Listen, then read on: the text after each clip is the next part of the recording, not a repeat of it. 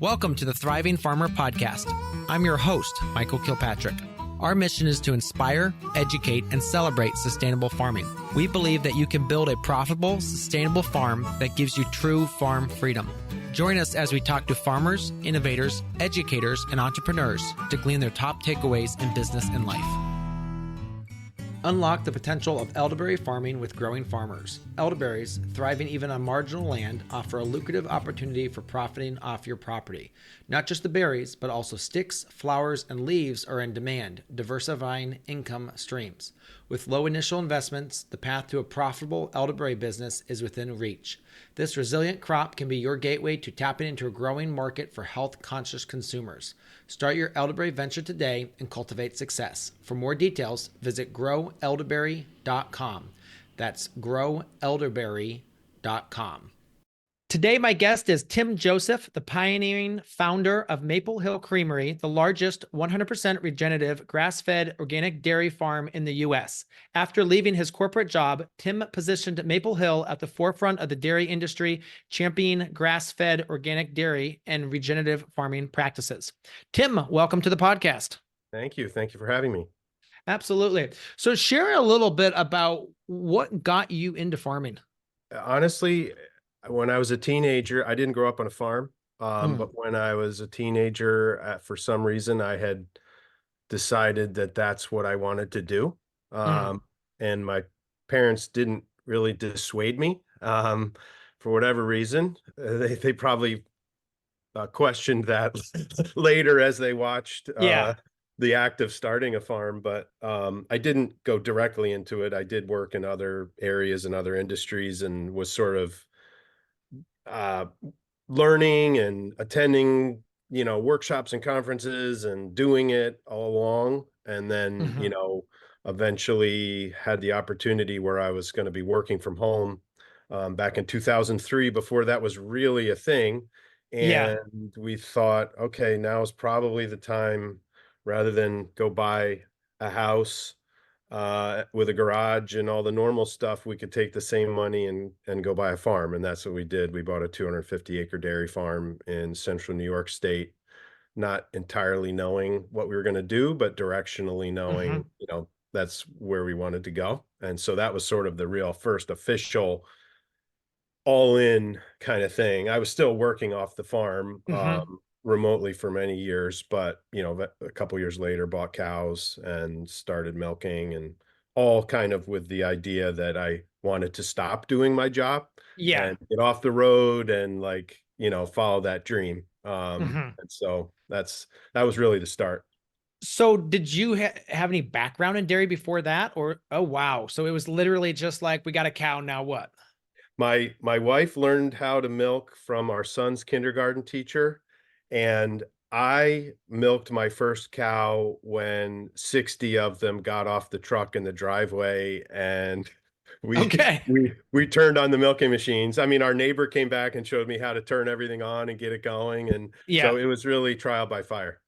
Yeah, absolutely. Not a recommended methodology. I just want to clear that up. So when I was growing up, my sister decided she wanted dairy cows. So she actually went and worked for our friends who had a dairy, and they had Holsteins. Okay. And so they gave her a calf because, she was helping milk every single week. And that calf grew up into a cow. And then, we had a baby cow. Mikey was his name, and he was crazy. But we started milking that cow. And I vividly remember it being minus 20 degrees up there in upstate New York. And we were milking, and it wasn't like a cozy barn. It was a big hoop structure. And so, it was so cold that the milking system, we had to bring the milking system inside to warm it up enough so that it actually milk. Yep. I remember those days as well. Brutal.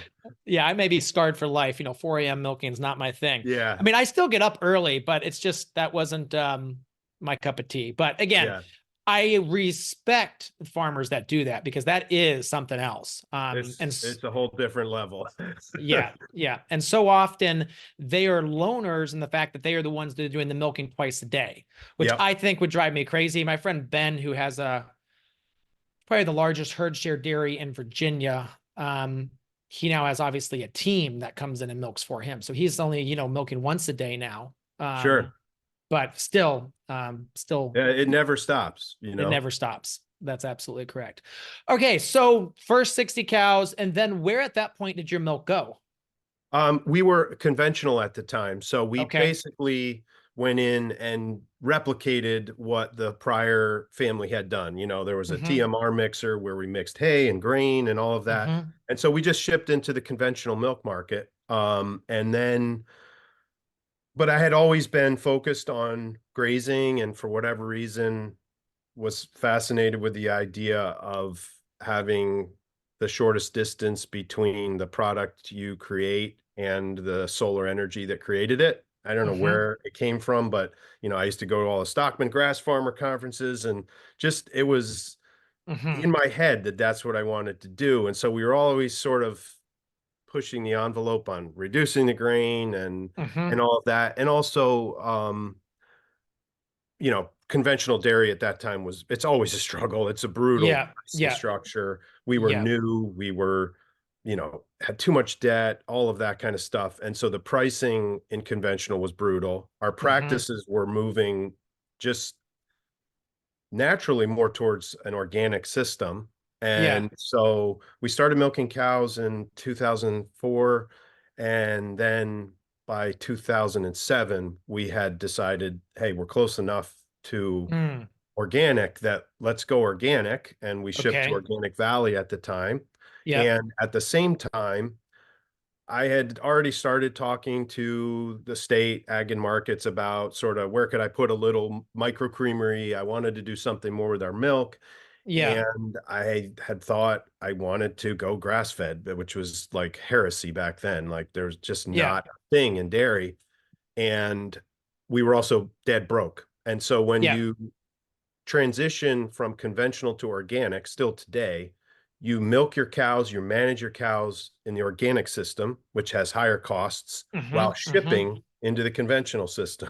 Correct. Really, really bad combination. And Yes. so Yes. we basically just pulled the band-aid off and we went grass-fed and organic at the time Mm-hmm. for those two reasons. One, we were broke. We couldn't afford organic grain if we wanted it. Yeah. And I knew we wanted to go grass fed. And so that's what we did.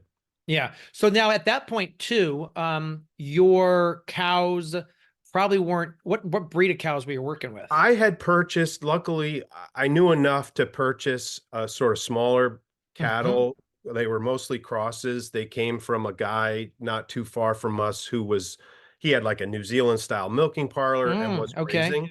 So I bought Okay. those cows, which was a good foundation, other than the fact Correct. that we had a tie stall barn and they were freestall cows. So they did not have Yes. any concept of going into a stall.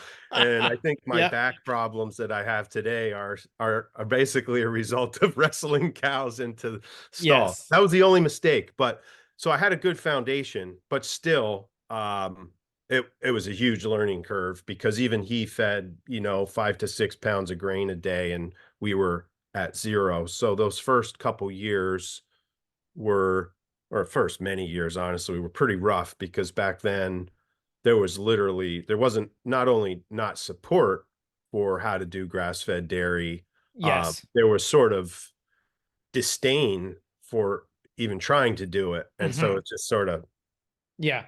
trial by fire, figure it out.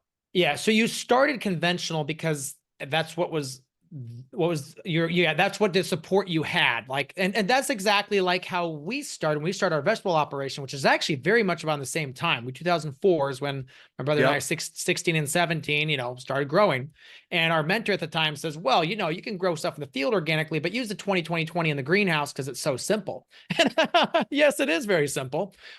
Stuff grows very well. But then when you put those transplants outside and do an organic system, they collapse. Yep. So it's just that 1 year we were doing conventional feed inside. Then we went to 100% organic. I mean, at that point, Vermont compost was a thing. So all we did was switch to Vermont compost, and that's a Sure. seamless transition right there. Yep. All right. So then Yep. you started going things. So you had those genetics, and those genetics obviously helped tremendously. Sure. So then were you still growing like some higher protein feeds in the field so you could, and not at all? No, I never knew how to plant a crop, Okay. which was a blessing and a curse, Okay. right? Yeah. Uh-huh. And most of my ignorance ended up being the only reason why we did any of this, Yeah. and why in some fashion, through brute force and ignorance, we got it to work. Hmm. But if I had grown up knowing how to crop, or if I had grown up on a dairy, I never would have known you can't do this, Correct. right? And Yes. so we just we started with the closest pastures behind the barn and broke it up into paddocks and made hay and baleage on the pastures that I hadn't been able to fence in yet with T-posts and one wire and Yes. baling twine, Yep. and fed them baleage and minerals and salt, and just did the best we could. Hmm. And the challenge was back then, again, like, we didn't really know the process of conversion the way we do now in terms of hay ground, or like what Correct. that looks like, Yeah. how long it takes. Hmm. And so it still takes today, even knowing all those things, when we bring on new farms to Maple Hill, we talk about, you go through the dip where you change your system, you pull all the crutches out from under it, but the new system has not started to Hmm. rise yet, right? The biology, the chemistry, all of that is still betwixt and between, and it doesn't really click until year 3, 4, 5, where that hay field or that overgrazed pasture is now biologically active, holding more water. The cows are Hmm. better suited to grazing. Like, all those things come together, but it gets way harder before it gets easier, and easier is a relative term. It's still Hmm. hard as hell. It's the hardest way to make milk Yeah. at all, and hands down. It's not Absolutely. easy, No, you it's know. not. So then you went grass fed and organic. Was that when you started the creamery, or you just you at that point you were shipping to? Yeah, I was still putting my milk on the truck. In parallel, had started to there was a little barbecue restaurant up the road from us that had closed, and I knew the family, and they let me turn what was the kitchen into a little micro creamery over a whole winter, and Okay. bought a 30-gallon pasteurizer, um, basically on our last open credit card, and started making yogurt and selling it. Okay, so it started with yogurt, Yeah. because that actually is pretty much, well, you do butter, you do whole milk, but you do a lot of Yeah, we yogurt, do. kefir. Now we're sort of the inverse. We had no milk when we started and was all yogurt. Okay. Um, Now it's mostly milk and yogurt, butter, all of those things. But we really started out as yogurt because that's what we could do, Hmm. Hmm. as a small creamery with 30 gallons that made the most sense Yeah. dollars wise. Yeah. Do you guys have distributors in Southwest Ohio? Yeah, we're pretty much nationwide. Yeah. Interesting. Interesting. I'm gonna have to get with your team because right now we're bringing a butter in from California. And again, Oh, nothing okay. against them, but New York's a Sure. heck of a lot closer than California for us. Sure, sure. Um, Ohio still doesn't, well, we can't find it. And again, someone may correct me, but we still can't find a organic butter that we can bring into the store because Oh, we have an okay. on-farm market store. So I got you. yeah. And then if obviously if we can get one product, we might be able to get more products from you as well, which would Sure. be awesome. Yeah. All right, cool. I know that's not the purpose of this podcast, but a lot Oh of no, times it's that all good. happens. Always happy to sell something. Yeah. So then, all right. So then you started the creamery there. Now, what was it like working with the state of, because was that state or federal who you're working with at that That point? was Ag and Markets, New Uh-huh. York State Ag and Markets, who basically administers the federal, Rules. what's called the PMO, Pasteurized Milk Ordinance, in the state. And Okay. so we didn't start out as grade A, but we were shortly after that. Mm-hmm. We went grade A, so we could ship across state lines. Mm-hmm. And they were really great I mean, we were the first new thing in forever Yeah. in dairy processing. So I guess it was kind of interesting, and they were so helpful, Yeah. and had a great inspector and helped us figure out how to kind of bootstrap it Yeah. and do it. Well, and then again, too, there is some of those older inspectors are fabulous. Like again, Yes. when I was helping my buddy, again, I wasn't helping, I was just there. And the inspector showed up to my buddies in Virginia. And the inspector was like, well, he said, the rule says, but, And there was several times where he said, well, we could do it this way, or you might be Yep. able to think about. And Yep. he couldn't give advice, but there were certain ways he could say things to help the guy move along. Because again, Yep. this stuff's not cheap. I mean, No. my buddy, I think, he put in a new milking parlor 2 years ago, or maybe last year, and easily over $100,000. Oh, And the easily. amount of Yeah. stainless steel and high temp water and all that stuff is just Yeah. mind blowing. Crazy. So again, I think too, at that point too, they were probably seeing the writing on the wall that the New York dairy industry was basically evaporating. They were Yeah. losing farmers left and right. So anything they could do to try to help farmers come back was probably Yeah. majorly on the list. They were very supportive Yeah, and that's still good. are, you know? Yeah.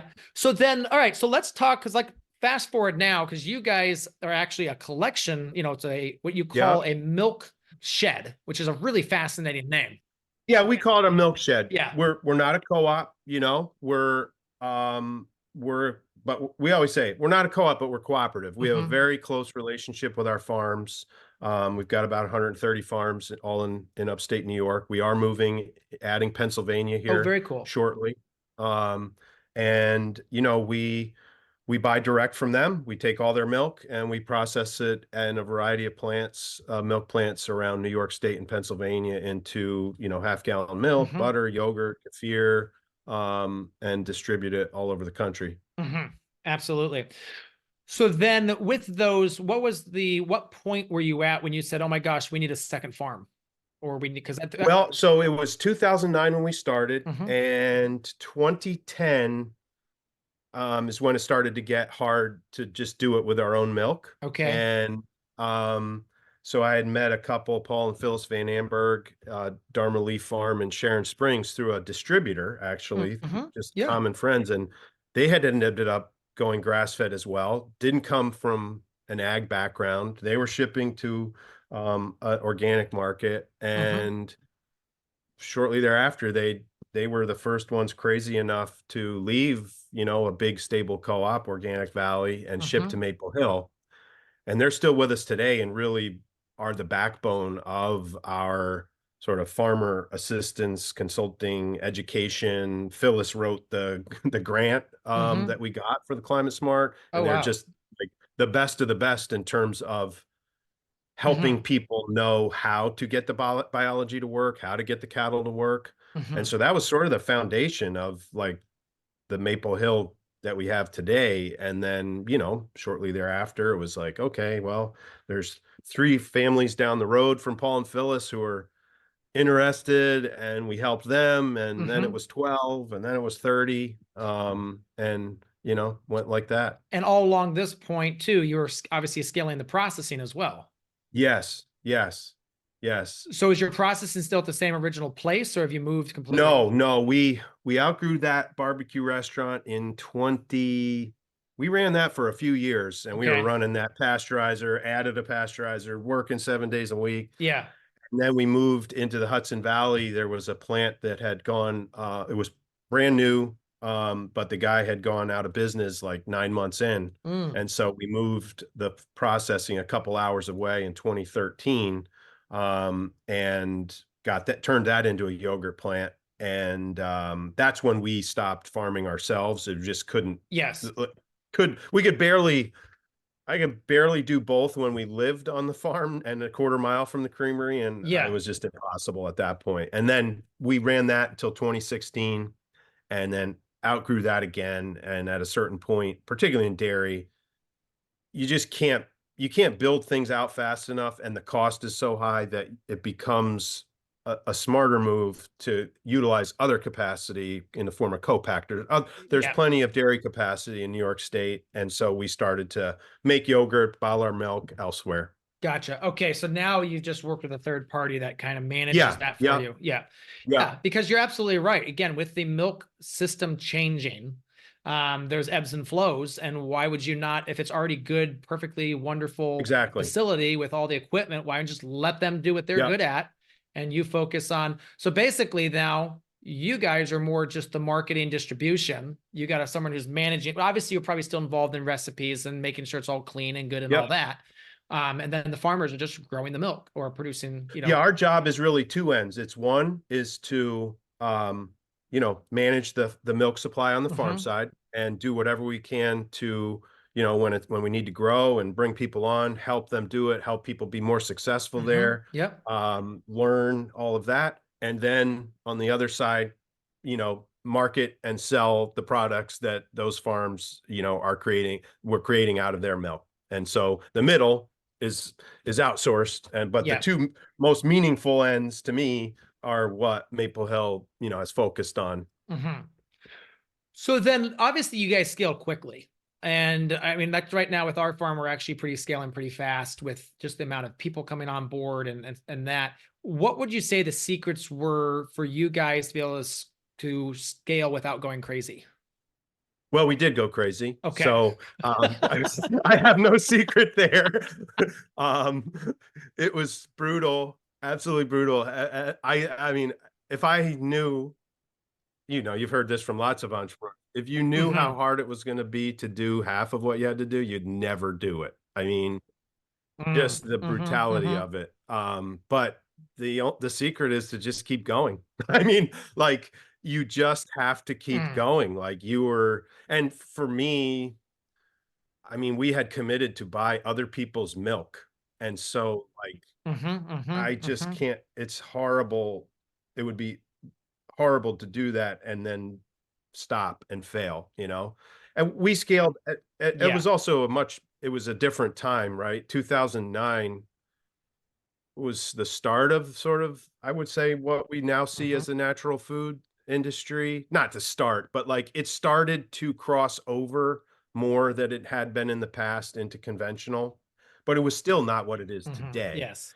And so I would hope, I mean, it's got to be the road has been paved, not by Maple Hill, but many more brands have done this sort of thing where there's more acceptance. So it was probably especially brutal at that time. It was grass-fed dairy, which, in hindsight, you know, It's really didn't tough. yeah, it was brutal on the farm. Yes. And then from a product Yes. standpoint, it didn't really become something that people thought about, honestly, probably until like 3 years ago. Like it took that long for it to Yeah. be a category in the supermarket, right? It's fascinating to me that it's taken that long to actually become like, okay, now we Yeah. have a grass-fed category. Yeah. And while you're Yeah. doing it, you're thinking, "Oh, it's here. We did, it's the thing now." It's like, "Ah, Yeah. nope, nope, nope," So it Yeah. was, we had to take on investment. It just cost a lot to get Mhm. it as far as we did. And we did it with equity, outside equity, because Mhm. you couldn't borrow enough money to do it, Correct. Yeah. right?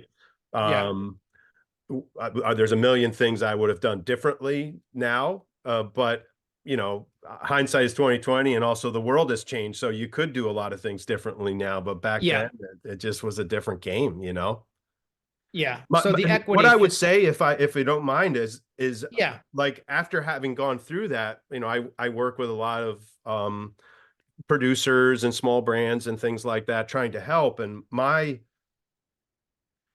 sort of the secret that I wish I had had, and that I Mhm. would like people to have today as farmers and direct marketers and things, is to slow down and focus on margin versus growth, right? If you can do that. Okay. You can't always Hmm. do that, right? And we couldn't do that.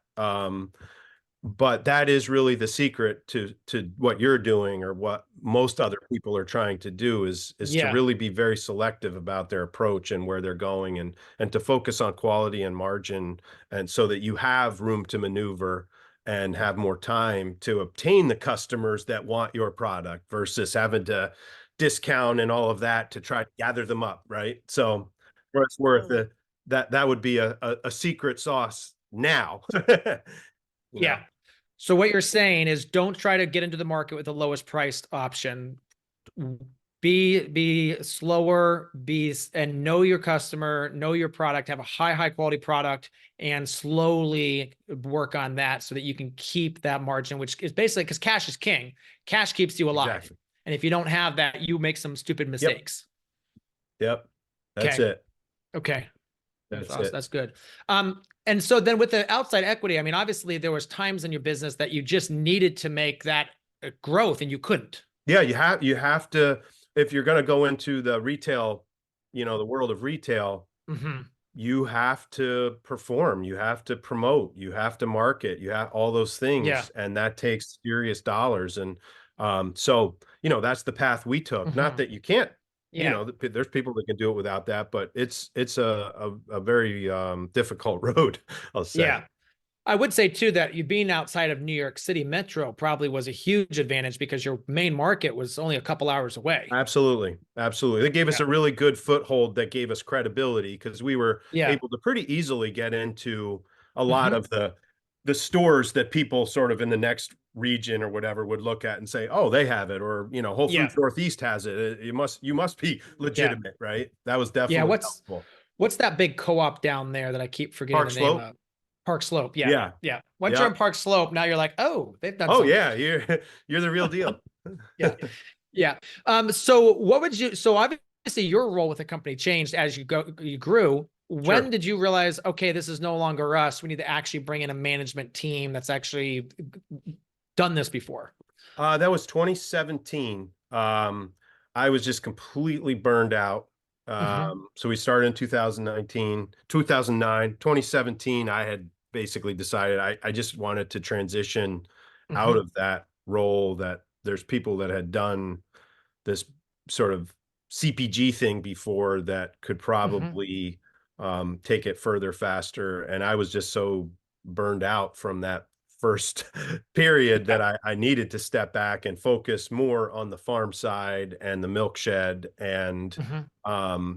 storytelling and all of those things. So that's when I did that, and ever since, that's been my role. And I've stayed very involved with the grass fed sort of movement and regenerative Hmm. agriculture and all of those things, which are are enjoyable to Hmm. me, and what also make a really big difference in terms of what makes Maple Hill the special brand that it is that, like, from the beginning we really truly did it the hard way. Like, we didn't cheat. Hmm. We created a certification to a third party certification to certify that we were grass fed, and others we've tried to create best practices for farms and all of those things. And that's what makes Maple Hill as a brand the special thing is that it is just that we really we've done our best to do it right every step of the way. And by we, I mean our farms. Like, they Hmm. are the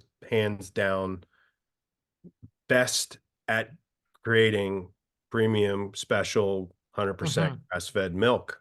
Hmm. That's what makes what we do really special. Yeah. So I know you guys have a pretty significant grant that you guys got that kind Mhm. of helps. So let's talk about that because Yeah. I think the education side is huge here. Yep. Yeah.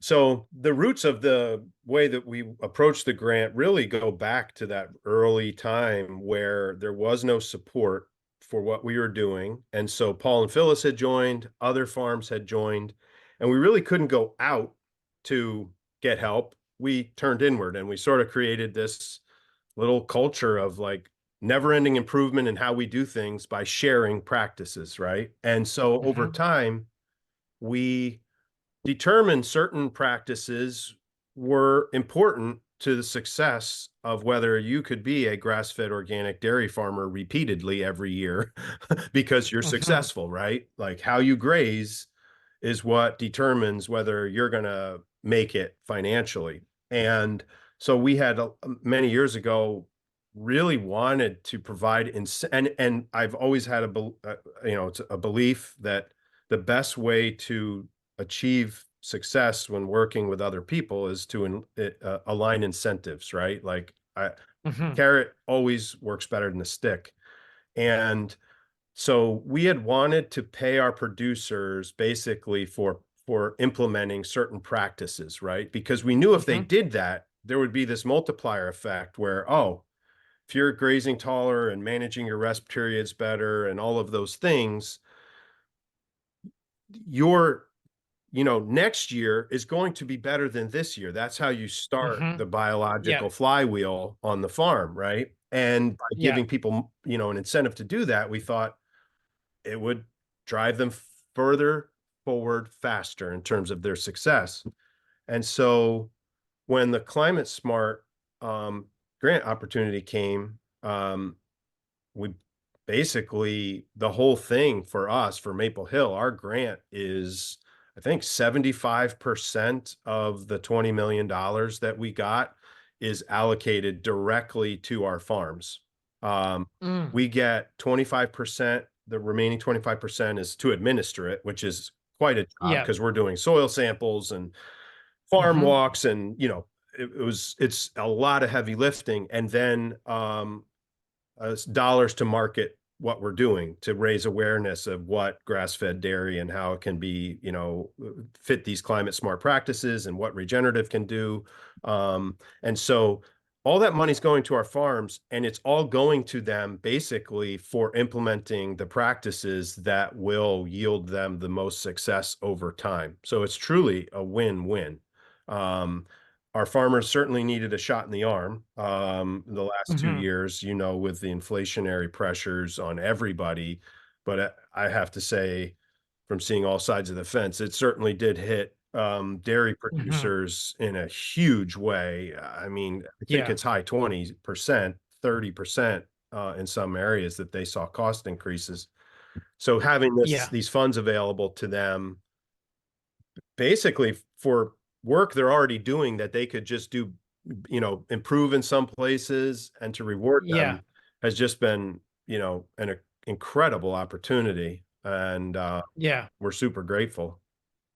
So then tell us about like, so they basically this grant pays for them to do specific practices. Yeah, I mean, there's practices around pasture score for what that's a great example, right? Yep. Is Hmm. is going out and taking baseline pasture score, soil samples, and all of those things. And over time, as they improve their pasture scores, which you can only do by changing your grazing behavior, right? Your Hmm. methodology, Correct. they will be able to receive dollars as a reward for having done that. And so it's a Yeah. 5-year grant. And so, this is year one. I forget how many farms we've got piloted. It's quite a number. And then we'll have another group next year, and they, basically as they see success on the ground, literally, they get paid for having done that. Hmm. Hmm. Gotcha. So then as part of this also too, reaching out to new farms that may be interested in going grass fed and helping them. Yeah, absolutely. It's a great opportunity for them because which is the timing of adding some new farms, right, is great because they actually have the biggest upside because they've Hmm. either not been doing grass fed for long. They might have been doing some cropping, and so there's some grant money around, avoiding converting ground into crop ground. And Hmm. so it's just a great opportunity for someone who has been looking at grass fed, wants to change. But like I explained earlier, you do go through a dip, and it's a dip not only in difficulty, but it's a cash flow dip as well, right? Your production is Hmm. going Hmm. down, your costs might be going up, and your revenue is not. And so this can help those that want to transition and have some assistance to do it. It's an amazing opportunity. Unfortunately, it's just human nature. Most people, the time to trend, if the conventional market, the organic market, ups and downs. And if you are looking to move to a better market, everybody always tries to move when it's the worst, right? When they're in the worst Hmm. pain, right? Hmm. Oh, this sucks. I, Yes. I want to go grass Yeah. fed. It's like, no, that is the worst time to do it, having done that, right? I know Yes. personally, Yes. don't Yeah. do that. It's like when the price is back up and you're feeling comfortable and everything is working, just realize that's not going to last. And now's the opportunity to take that uptime and convert. Luckily, with this grant right now, it is a rough time in conventional dairy. It's a rough time in organic dairy. This is giving farmers that move over a bridge, basically, to allow Hmm. them to do that. And so absolutely been, really powerful. And it's achieving the goals that the program set out to achieve, which is moving somebody from, practices over here Hmm. to grass-fed organic regenerative practice over here, and, Yeah. incentivizing it. What do you think the biggest, I guess, I don't know if it would be aha moment for these folks that are transitioning is once they start to go down this journey? I mean, obviously, moving a cow from basically grain to grass is probably the hardest thing.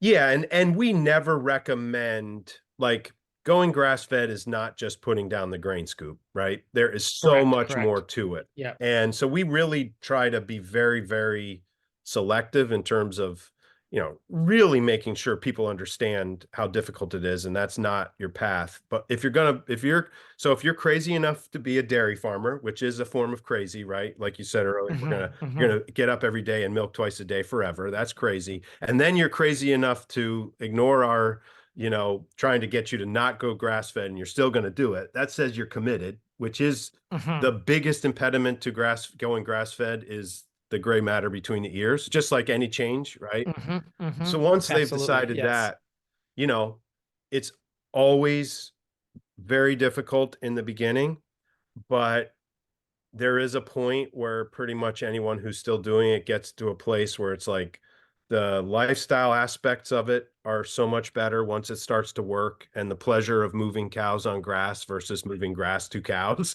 right? And Hmm. moving, Hmm. they put their manure in the field during the growing season. That's all a beautiful thing that people really like. And then when the biology Hmm. starts to click and they've gone through that dip, but it is a long road, it really is 3 to 5 years. But once they're at the end of it, it it's very difficult. I can't imagine someone having gone through that and where it's biologically working and the cows are working, going back the other way is just, Correct. impossible, just from a pure lifestyle standpoint.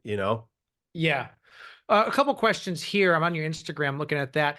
Do you still, most of your farmers are putting their cows out all winter on like lots, or are they bringing them inside in like big freestall barns? It's a mix. Okay. We have more and more people that are doing like the big hoop building, Yep. bedded pack style Hmm. deal. We've got people, that still are using a tie stall, so the cows might be in at night and then Hmm. they're fed outside during the day. In grass fed, winter feeding is outside, is actually one of the most powerful tools that a farmer can use, because you're actually depositing organic matter strategically, Hmm. and if you do it right, Hmm. right? Yeah. So if you do your planned grazing and you're tracking how many cattle cows you've got on a given pasture and what production you're getting out of it, and you have a piece of ground that isn't as fertile, right? Doesn't have as much fertility in it, doesn't have the water holding capacity, and you're not making as much milk on those acres as these acres over here.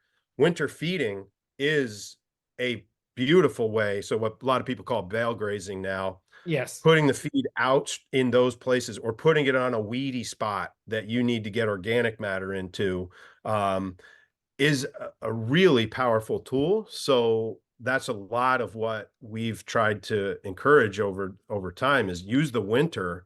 It's actually a huge advantage, from a fertility standpoint. And that way, when spring comes and the biology in the soil starts to, consume Yeah. that waste hay and manure, it turns those pastures over so much. It's an accelerant. Hmm. So, Hmm. Yeah.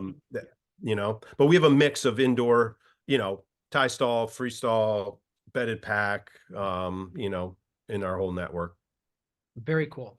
The other question was, is do not do chocolate milk anymore. Talk to us about that. Yeah. Chocolate milk is one of those funny products that everybody wants it, but nobody buys it. That's absolutely So, true.